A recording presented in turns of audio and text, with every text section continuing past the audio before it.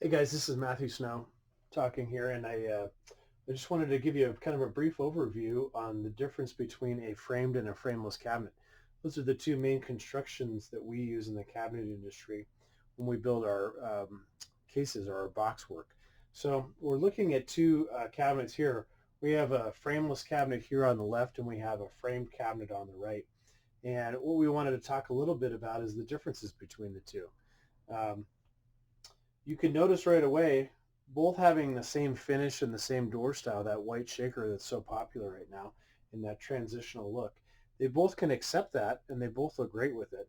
But there are a couple little differences here. And the first would be that you have tighter reveals here on the frameless. So tighter lines either in between the door and the drawer or multiple drawers. And then if there was a cabinet next to it, there'd be tighter lines in between that as well. The thing that we notice on the framed cabinet is that you do have that wide rail on the top, that big reveal there.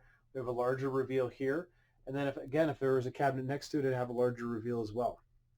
But the main difference that between the two, once we kind of open up the doors, as you'll see, and that's the reason why we call them framed and frameless, is that in the actual face frame itself.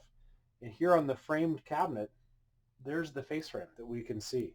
Now, if we open up our frameless cabinet, there is no face frame. So that's why we call it a frameless cabinet. And you can see here that this has got a little bit more maybe access to it versus the frame cabinet. But both cabinets have the same amount of storage inside as far as the interior space goes on the way that they're built. When we look at the construction as far as the case itself, on the frameless cabinet, we're going to see the 3/4 inch material here that we use that's brought to the front of the cabinet and then is dadoed into this stretcher that runs side to side on the top. Whereas when we look at the framed cabinet, we're going to have a 1/2 inch material that's going to be dadoed in place here into the face frame. So when we look at the framed cabinet, we're not going to need to use that 3/4 inch material because we do have the strength of that face frame that's added to the box itself. Whereas when we're back at the frameless here, that 3/4 inch is something that you should really look for in a cabinet to add that strength and integrity there to use that 3/4. One of the places that we see the differences as far as storage goes is not, as I said, not in the interior, but it's more in the drawers themselves. So if we take out this drawer here from the frameless cabinet, we'll put the guides back in there. We'll put the drawer up here. Um, Great storage in that drawer. And then if we take out the framed drawer as well, we're going to see that we have great storage in this drawer as well. And if you put them side by side, you'll see both great, nice, deep drawer boxes, good storage, that's good usable storage. But the difference comes is when you actually put them, say, side by side like this, or even if you were going to put them where you were going to see the difference in the width between the two. So you can see there that the framed drawer is a little bit, or I should say, a little bit less wide than the frameless. And the original do or the initial say would be well, maybe it's an inch that we're picking up or whatever that is.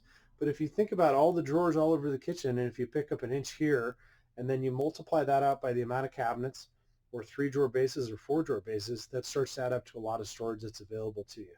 So that's something to think about there when we think about in the pure sense of storage and what you might gain there. So that kind of gives you a little bit of idea on the storage side. As far as on the design side of things, and I know we have the drawers out now, but again, white shaker on both, so they both can lend themselves to that traditional look. But because of the tighter reveals on the frameless, that might lend itself more towards the contemporary look. Just the same because of the reveals in that more traditional look, the traditional framed cabinet will have that more traditional feel to it as well. So that's kind of a look at the two. And I'll just open up the doors here again to kind of see this general difference between the two as far as the construction goes. But you can have a nice look here between a frameless box and a framed box and how we build the two differently, why we build the two differently, maybe some advantages or disadvantages to either one. But overall, both great cabinets, both very just great cabinets to have in your house, very functional. Um, and depending on the style or the design that you're looking for, They both serve their purpose, and hope you enjoy both of them. Thanks so much for your time.